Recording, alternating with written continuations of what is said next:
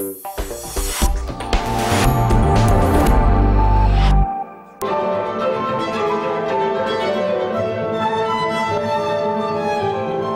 the Eisenstadt Haydn Festival, the Haydn Trio are always busy. Sometimes they give 4 performances in one day.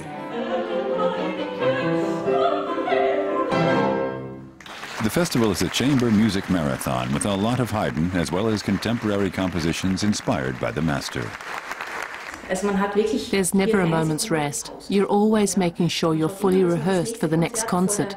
First by yourself, to make sure the intonation is right. That's especially important with the violin. Then, if you can, play it to the composer. And then we rehearse as a trio. Finally, we go out on stage and the adrenaline kicks in. And then it's time for the next concert.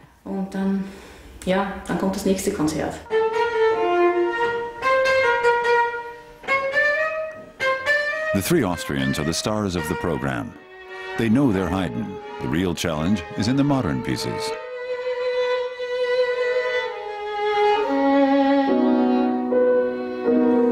"18 composers from around the world have written works especially for the festival. All of them are to have their world premiere at Esterházy Palace. Modern meets classical. To the musicians that makes complete sense. They say Haydn was a man who liked to experiment. We want to get a bit away from the idea of Papa Haydn, the father of chamber music.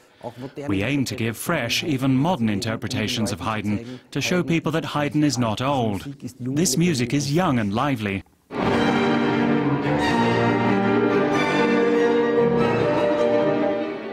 And it's precisely that aspect of Haydn which fascinates Grammy Award winner William Bolcom. It's just mainly a matter of getting these things, so we always thought, it's a little bit style, I think. It's not you, I don't know. When the U.S. composer and the Haydn Trio Eisenstadt first meet, the concentration is obvious.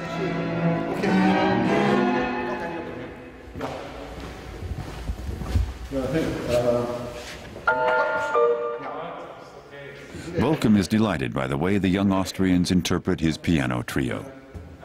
So I was interested in the kind of play that he had in the rondos. If you look at the C major rondo, you never are quite sure what's going to happen next, but you are always logically taken there.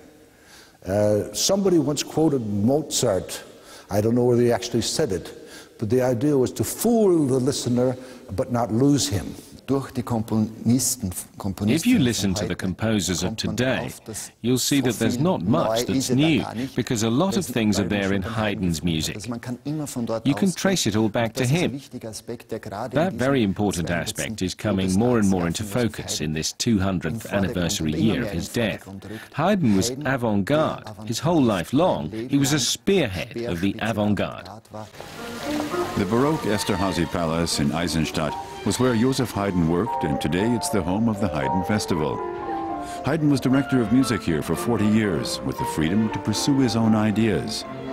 Haydn wrote 39 piano trios alone, more than anyone else, and he's considered as the father of the symphony and the string quartet. People here grow up with Haydn.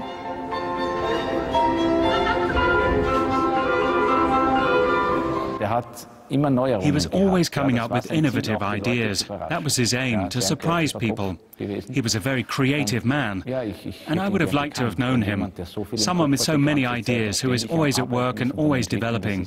I think that is really admirable. I hope this Haydn year will break new ground, that Haydn will be given the place he deserves, on a level with Mozart, Beethoven, Schubert and so on.